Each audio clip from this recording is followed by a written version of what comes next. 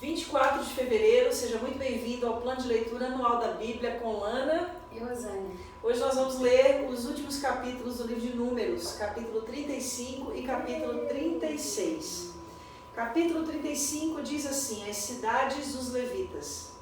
Nas planícies de Moabe, perto do rio Jordão, na altura de Jericó, que ficava no outro lado do rio, o Senhor disse a Moisés o seguinte: mande que os israelitas das terras que vão receber deem aos levitas algumas cidades onde estes possam morar e também terras de pastagem ao redor delas. Essas cidades serão dos levitas, e eles morarão nelas. As terras ao seu redor serão para o gado, para as ovelhas e as cabras e para os outros animais. Os pastos ficarão em volta de toda a cidade na distância de 450 metros, a partir da muralha. Todo o terreno formará um quadrado de 900 metros de cada lado, isto é, medirá a mesma coisa a leste e a oeste, ao norte e ao sul. A cidade ficará no meio e os pastos ficarão em volta. Deem aos levitas 6 cidades para fugitivos. Se um homem sem querer ou por engano matar alguém, poderá fugir para uma dessas cidades. Além dessas, vocês darão aos levitas 42 cidades. Portanto, o total será de 48 cidades, todas elas com pastos ao seu redor. O número de cidades de levitas em cada tribo será determinado pelo tamanho do seu território, isto é, dos territórios maiores será escolhido um número maior de cidades, e dos territórios menores, menor número de cidades. As cidades para os fugitivos. O Senhor Deus mandou que Moisés dissesse ao povo de Israel o seguinte: quando vocês atravessarem o rio Jordão para entrar em Canaã, deverão escolher algumas cidades para fugitivos, onde poderá ficar morando qualquer homem que sem querer ou por engano tenha matado alguém. Ali ele ficará salvo do parente da vítima que estiver procurando vingança, e não morrerá sem ter sido julgado em público. Escolham 6 cidades para o fugitivo, 3 a leste do rio Jordão e 3 na terra de Canaã. Essas 6 cidades serão de refúgio, tanto para os israelitas como para os estrangeiros que moram com vocês, seja só por algum tempo, seja para sempre. Quem tiver matado alguém sem querer ou por engano poderá ficar refugiado ali. Se um homem ferir uma pessoa com um objeto de ferro, com uma pedra ou com um pau, e causar a morte dessa pessoa, ele é culpado pelo crime e será condenado à morte. Quando o parente mais chegado do morto encontrar o assassino, deve matá-lo. Se um homem empurrar o outro com ódio ou jogar alguma coisa contra ele com má intenção e ele morrer, ou se um homem esmurrar o inimigo e este morrer, o culpado será morto, pois é um assassino. Quando o parente mais chegado do falecido encontrar o assassino, deverá matá-lo. Mas pode acontecer que alguém, sem querer, empurre o companheiro que não era seu inimigo, ou atire sem má intenção alguma coisa contra ele. Pode acontecer também que alguém, sem ver, atire uma pedra que venha cair em cima de alguém e cause sua morte. Porém, os dois não eram inimigos e quem matou não fez isso de propósito. Nesses casos, o povo julgará a favor do que matou sem querer e não a favor do homem que era responsável por vingar a morte do seu parente. O povo deverá proteger o homem que matou sem querer, não deixando que ele seja morto pelo parente do homem que morreu. O povo fará voltar a cidade de refúgio para onde havia fugido, e ali o assassino ficará até a morte do grande sacerdote, que foi ungido com azeite sagrado. Mas, se em qualquer tempo o homem que matou alguém sair da cidade de refúgio para onde havia fugido, e o responsável por vingar a morte do seu parente o encontrar, ele poderá matá-lo, e não será culpado por essa morte. O homem que matou alguém deverá ficar na sua cidade de refúgio até a morte do grande sacerdote, mas depois poderá voltar para a sua casa. Essas ordens serão uma lei para vocês e os seus descendentes em todos os lugares onde vocês morarem. Quem matar uma pessoa será condenado à morte, conforme o que 2 ou mais testemunhas disserem. Uma testemunha só não basta para condenar alguém à morte. A vida de um criminoso condenado à morte não pode ser comprada com dinheiro. Ele será morto. Também não aceitem dinheiro para libertar aquele que tiver fugido para uma cidade de refúgio e quiser voltar para sua terra antes da morte do grande sacerdote. Portanto, não profanem com crimes de sangue a terra onde vocês vivem, pois os assassinatos profanam o país. E a única maneira de se fazer a cerimônia de purificação da terra onde alguém for morto é pela morte do assassino. Não tornem impura a terra onde vocês vão morar, pois eu também estou no meio dela. Eu, o Senhor, vivo no meio dos israelitas. Números 36. A herança das mulheres casadas. Os chefes da família dos grupos de famílias de Gileade, descendentes diretos de Maquir, Manassés e José, foram falar com Moisés e com os outros chefes de família israelitas. Eles disseram a Moisés: o Senhor Deus ordenou que o Senhor distribuísse a terra ao povo por sorteio. Ele também ordenou que o Senhor desse a propriedade do nosso parente Zelofeade às suas filhas. Porém, se elas casarem com homens de outra tribo israelita, a terra que foi dada a elas deixará de pertencer à nossa tribo e passará a ser da tribo daqueles com quem elas casarem. Assim irá diminuindo a parte que nos foi dada por sorteio. Porém, quando chegar o ano de libertação, a terra delas ficará definitivamente para a tribo daqueles com quem elas casaram, e não será mais nossa. Então Moisés, conforme a ordem do Senhor, respondeu aos israelitas o seguinte: os homens da tribo de José têm razão. A ordem do Senhor para as filhas de Zelofeade é esta: elas podem casar com quem quiserem, contanto que seja com um homem de uma família da tribo do seu pai.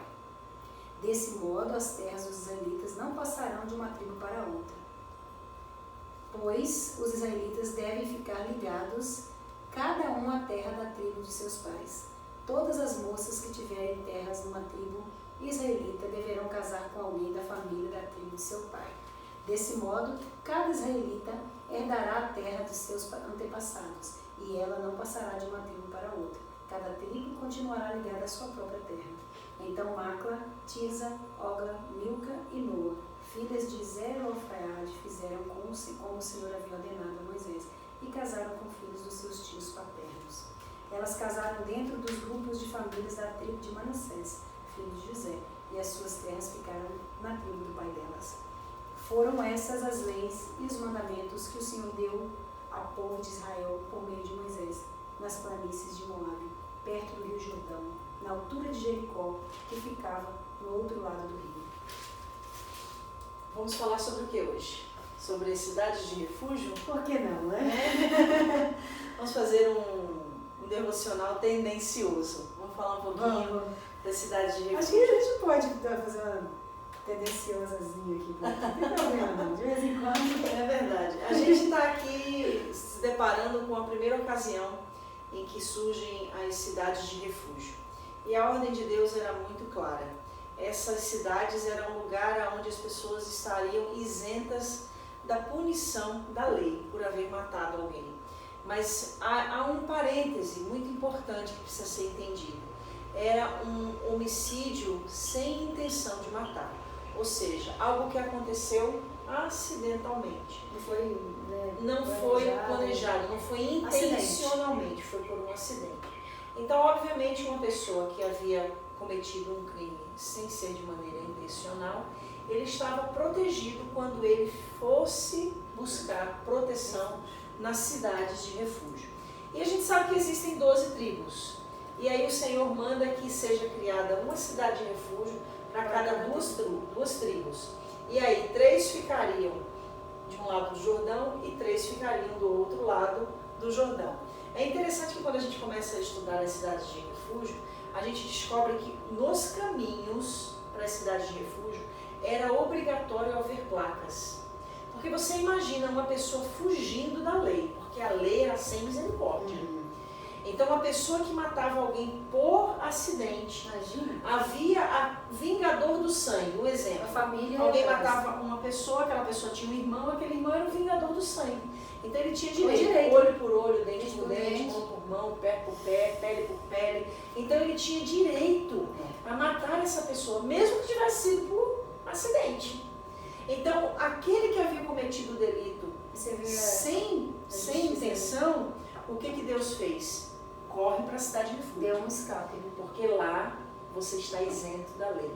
E o mais interessante é que Deus não era tão bravo assim. é porque a lei de Deus, o intuito sempre foi revelar a sua ira contra o pecado, não contra o pecador.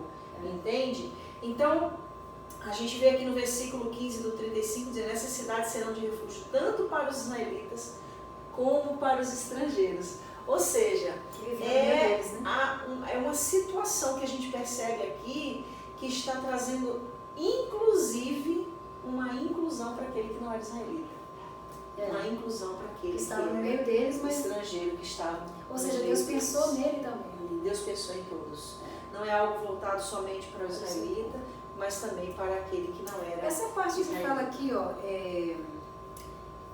fica a cidade de refúgio, para onde havia fugido, e ali o assassino ficará até a morte do grande sacerdote.